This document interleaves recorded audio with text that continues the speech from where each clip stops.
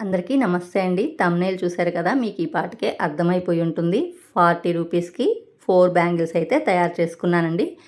గాజులైతే నేను ఇంట్లో ఉన్నయి కొంచెం కలర్ తగ్గినవి ఉంటాయి కదా, ఫ్యాన్సీ గాజులు, వాటిని తీసుకున్నాను. గమ్ము కూడా నాకు ఇంట్లో ఉండింది.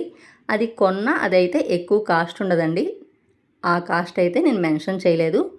అలాగే స్టోన్స్ కూడా 10 గ్రాములు 20 రూపీస్ పడ్డాయండి. అలాగే 20 గ్రామ్స్ తీసుకున్నాను, 40 రూపీస్ అయితే పడ్డాయి. స్టోన్స్ కూడా నాకు 45 మధ్యలో, నాకు 45 స్టోన్స్ అనుకోండి అలా పట్టాయి. ఇలా గమ్ పూసేసుకొని మనకు ఒక్కొక్క స్టోన్ అతికించుకుంటూ వెళ్ళడమేనండి.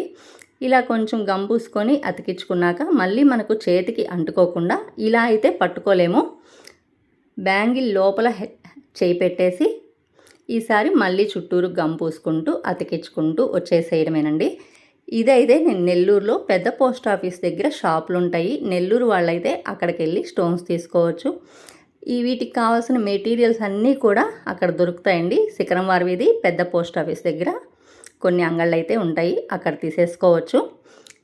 ఇలా అన్నీ అతికించుకున్నాక మరీ గమ్ము ఉన్నప్పుడు కాకుండా కొంచెం ఆరాలి, అలా అని పూర్తిగా ఆరకూడదు. ఆ టైంలో మనకు స్టోన్స్ కొంచెం వంకరగా ఉన్నా ఇలా సెట్ చేసేసుకోవచ్చండి. ఈ బ్యాంగిల్స్ మీకు కూడా నచ్చినట్లయితే ఖచ్చితంగా చేసుకోవచ్చు. అలాగే వెయిట్ కూడా వేసి చూపిస్తున్నాను చూడండి. ఒక్క బ్యాంగిల్కి నాకు 4 గ్రామ్స్ అయితే పట్టాయి.